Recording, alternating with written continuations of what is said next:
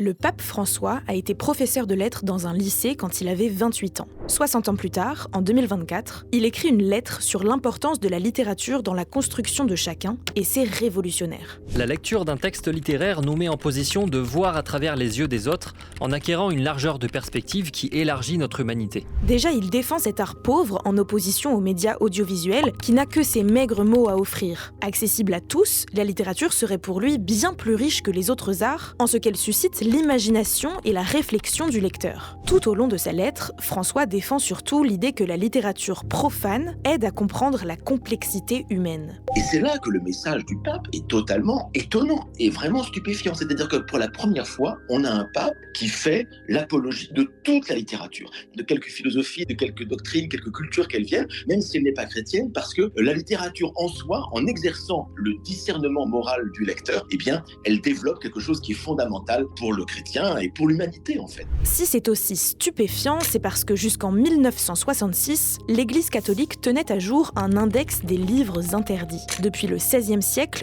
tous les écrits jugés immoraux, contraires à la doctrine religieuse, y étaient consignés. On y trouvait du Rousseau, du Descartes, du Voltaire, du Zola et bon nombre de philosophes occidentaux. D'ailleurs, c'est de là que vient l'expression « mettre à l'index », qui signifie exclure, condamner quelque chose. Et vous savez quel est le livre le plus censuré dans l'index ? La Bible. Oui, les éditions traduites en d'autres langues que le latin et celles commentées par des hérétiques faisaient craindre à l'Église une interprétation trop personnelle des textes sacrés. Pour le pape François, au contraire, c'est cette littérature profane, décriée par l'index, qui nous permet de faire l'expérience de la vie. L'idée que la complexité morale de la littérature n'est qu'un reflet de l'immense complexité morale du réel lui-même, du monde lui-même. C'est-à-dire que le pape va quand même jusqu'à dire qu'il faut sortir de cette polarité antinomique entre le vrai et le faux, entre le juste et l'injuste, pour revenir au mystère du monde et de l'être humain. Vous imaginez quand même que c'est un pape qui dit il n'y a pas nécessairement un vrai et un faux très clair, ou un juste et un injuste.